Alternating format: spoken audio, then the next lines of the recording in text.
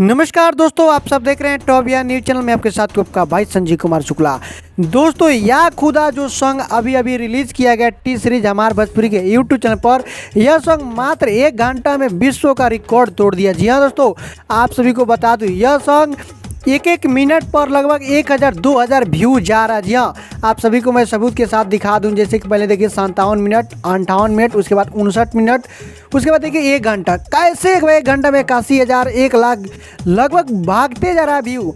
विश्व का रिकॉर्ड तोड़ने वाला गाना आ चुका है साथियों। और यह गाना इस समय अभी बहुत ही ज़्यादा व्यू गेन कर रहा है और ये सॉन्ग बहुत ही जल्द ट्रेंडिंग में भी आएगा। या बहुत ही जल्द ट्रेंडिंग में आएगा, और वो भी म्यूजिक की छोड़िए, यह सॉन्ग जो है ना वो भी पूरे वर्ल्ड में वो नंबर 1 आने वाला है बहुत ही जल्द है।